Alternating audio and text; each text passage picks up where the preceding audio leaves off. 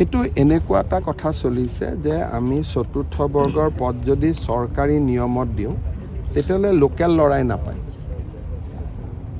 Local ল'ৰাই কিয় নাপায়? পৰীক্ষা দিব লাগে।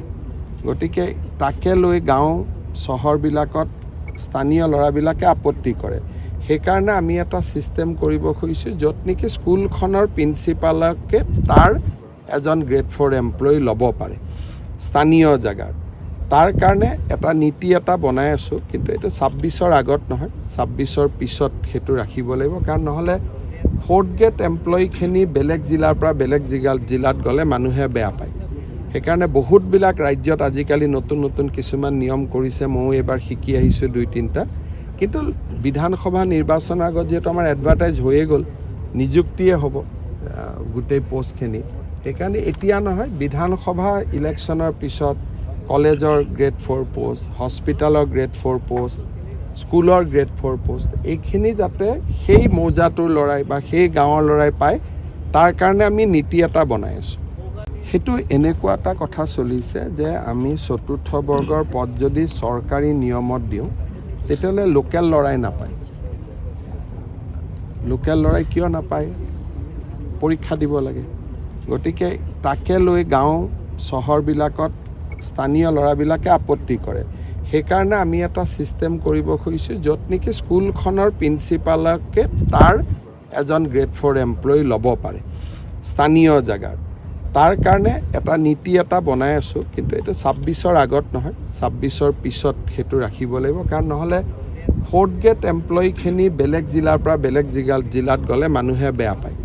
সেইকাৰণে বহুতবিলাক ৰাজ্যত আজিকালি নতুন নতুন কিছুমান নিয়ম কৰিছে। ময়ো এইবাৰ শিকি আহিছোঁ 2-3টা।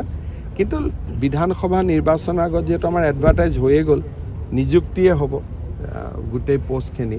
সেইকাৰণে এতিয়া নহয়, বিধানসভা ইলেকশ্যনৰ পিছত কলেজৰ গ্ৰেড 4 পোষ্ট, হস্পিটেলৰ গ্ৰেড 4 পোষ্ট, স্কুলৰ গ্ৰেড 4 পোষ্ট, এইখিনি যাতে সেই মৌজাটোৰ ল'ৰাই বা সেই গাঁৱৰ ল'ৰাই পায়, তাৰ কাৰণে আমি নীতি এটা বনাই আছোঁ।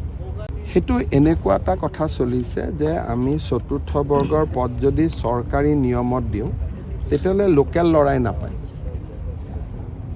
লোকেল ল'ৰাই কিয় নাপায়? পৰীক্ষা দিব লাগে। গতিকে তাকে লৈ গাঁও চহৰবিলাকত স্থানীয় ল'ৰাবিলাকে আপত্তি কৰে। সেইকাৰণে আমি এটা ছিষ্টেম কৰিব খুজিছোঁ য'ত নেকি স্কুলখনৰ প্ৰিন্সিপালকে তাৰ এজন গ্ৰেড 4 এমপ্লয়ী ল'ব পাৰে স্থানীয় জেগাত। তাৰ কাৰণে এটা নীতি এটা বনাই আছোঁ, কিন্তু এইটো 26ৰ আগত নহয়, 26ৰ পিছত সেইটো ৰাখিব লাগিব। কাৰণ নহ'লে 4th গ্ৰেড এমপ্লয়ীখিনি বেলেগ জিলাৰ পৰা বেলেগ জিলাত গ'লে মানুহে বেয়া পায়। সেইকাৰণে বহুতবিলাক ৰাজ্যত আজিকালি নতুন নতুন কিছুমান নিয়ম কৰিছে। ময়ো এইবাৰ শিকি আহিছোঁ 2-3টা। কিন্তু বিধানসভা নিৰ্বাচনৰ আগত যিহেতু আমাৰ এডভাৰটাইজ হৈয়ে গ'ল, নিযুক্তিয়ে হ'ব গোটেই পষ্টখিনি।